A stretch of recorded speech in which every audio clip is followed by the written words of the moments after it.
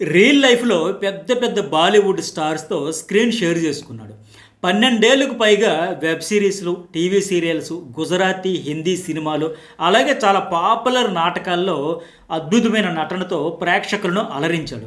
కానీ ఆ రంగుల ప్రపంచం వెనుక ఉన్నది ఒక భయంకరమైన హంతకుడని ఎవ్వరూ ఊహించలేదు. అతడు ముందుగా వృత్తిరీత్యా లాయర్. అనుకోకుండా ఆయన రియల్ లైఫ్‌లో కిల్లర్ అయ్యాడు. ఆ తర్వాత పెద్ద యాక్టర్ అయ్యాడు. సో, లాయర్ నుంచి కిల్లర్‌గా, కిల్లర్ నుంచి యాక్టర్‌గా మారిన అతడు 15కు పైగా మారుపేర్లతో సినిమా ఇండస్ట్రీని మోసం చేస్తూ ఒక హత్య కేసు నుంచి తప్పించుకుని తిరుగుతున్న మోస్ట్ వాంటెడ్ క్రిమినల్‌ను ఎట్టకేలకు అహ్మదాబాద్ పోలీసులైతే అరెస్ట్ చేశారు. పెద్ద పెద్ద హీరోలతో కలిసి నటించిన ఇతని అసలు రంగు ఇప్పుడు బయటపడింది.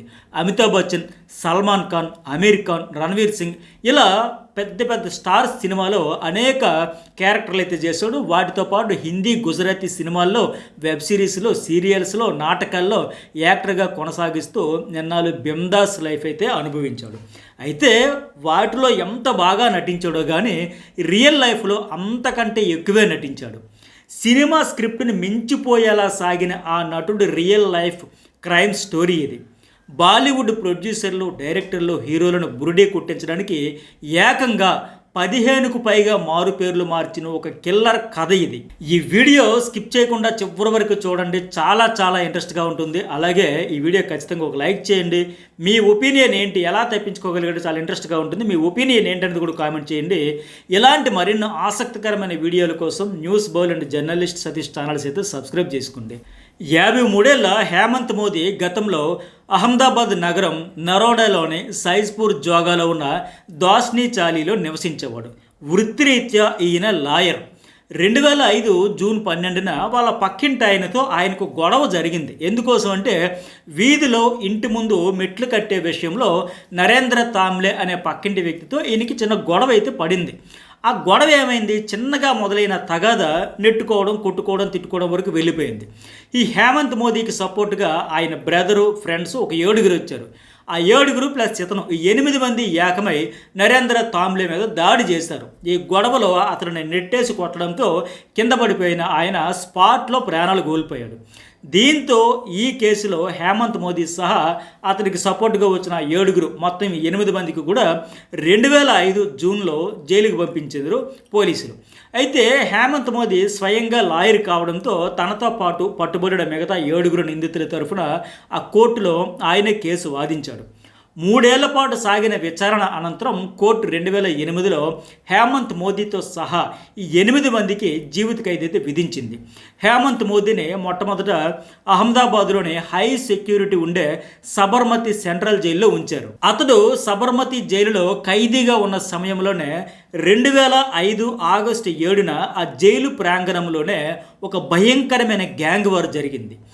గోవా రబారీ గ్యాంగ్ సభ్యులు తమ ప్రత్యర్థి ప్రసిద్ధ గ్యాంగ్స్టర్ చేతన్ పటేల్ అలియాస్ చేతన్ బ్యాటరీపై దాడి చేసి కత్తులతో నరికి ఆ జైలు లోపలే అత్యంత దారుణంగా హతమార్చారు. ఈ ఘోరమైన హత్యను హేమంత్ మోదీ స్వయంగా కళ్ళారా చూశాడు. ఆ దాడిలో అతడు ప్రత్యక్ష సాక్షి. ఆ దాడిలో చేతన్ బ్యాటరీతో పాటు ఉన్న హేమంత్ మోదీకి కూడా చిన్న చిన్న గాయాలు అయ్యాయి. ఆ గ్యాంగ్స్టర్ హత్య కేసులో అనుకోకుండా హేమంత్ మోదీ ప్రత్యక్ష సాక్షి అయ్యాడు.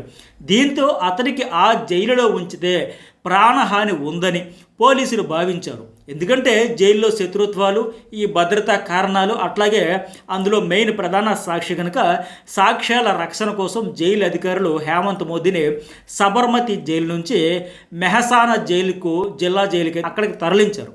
ఇక మెహసానా జైలులో ఉన్నప్పుడు హేమంత్ మోదీ ఏం చేశాడంటే తాను తీవ్ర డిప్రెషన్తో బాధపడుతున్నాను అని పెరోల్ ఇప్పించవలసిందిగా 6 సార్లు పిటిషన్ పెట్టుకున్నాడు. కానీ ప్రతిసారి కూడా పిటిషన్ యాక్సెప్ట్ చేయలే, పర్మిషన్ అయితే ఇవ్వాల, పెరోల్ అయితే ఇవ్వాల.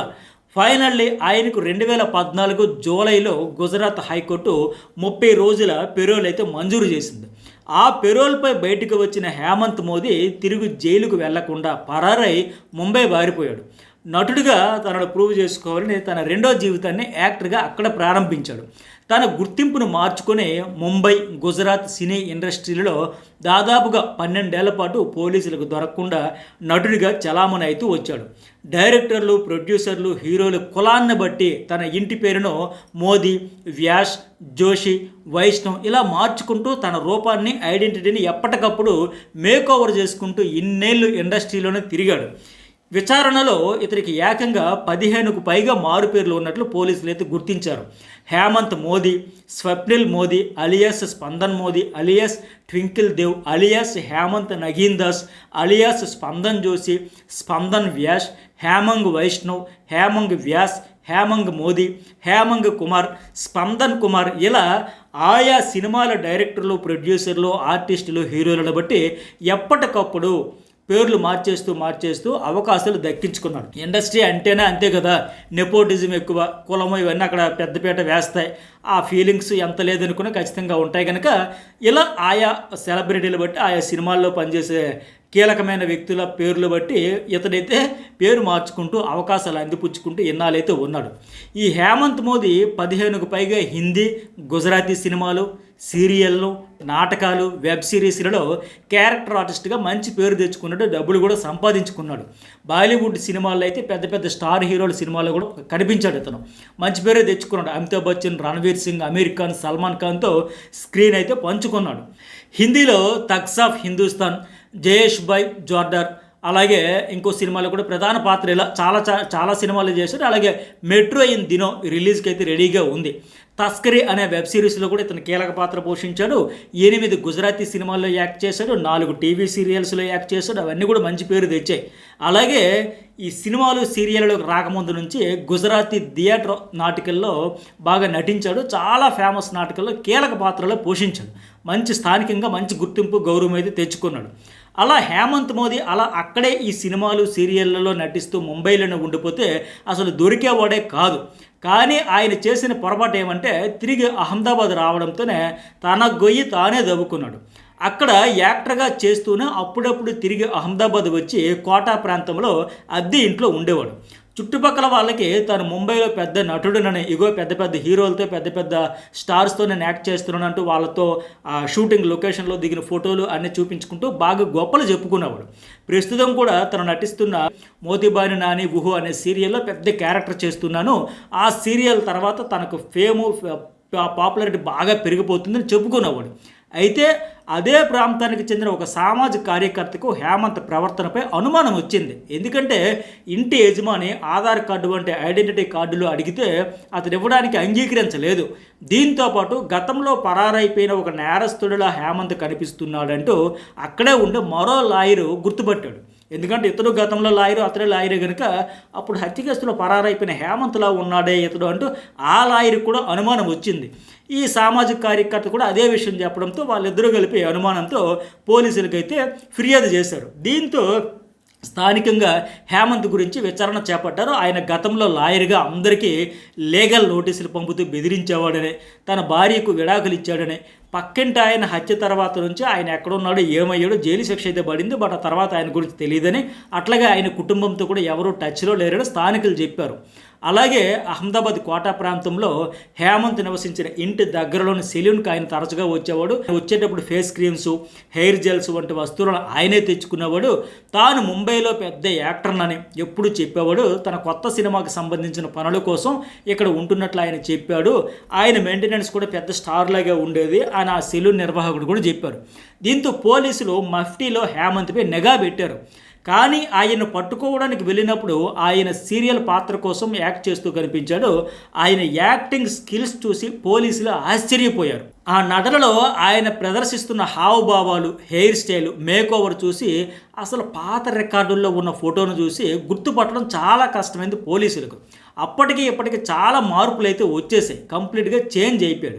ఇలాంటి దశలో పోలీసులు చాలా కన్ఫ్యూజ్ అయ్యారు. దీంతో హేమంత్ మోదీకి జైలు శిక్ష పడినప్పుడు ఆ టైంలో రికార్డు చేసిన శరీర గుర్తులు, పుట్టుమచ్చలు, గాయాలు, శరీర కొలతల ఆధారంగా ఫైనల్గా ఆయన గుర్తించారు. ఒకరోజు సీరియల్ షూటింగ్ పూర్తి చేసుకుని ఇంటికి వెళ్తుండగా ఆయన అదుపులోకి తీసుకుని తమ స్టైల్లో గట్టిగా విచారించడంతో 12 ఏళ్ల క్రితం పోలీసుల నుంచి తప్పించుకుని యాక్టర్గా మారిన హేమంత్ మోదీని తానేనని ఇలా అనేక రకరకాల మారు పేర్లతో ఎన్నాళ్ళు గడుపుతున్నానని ఆయన అంగీకరించాడు.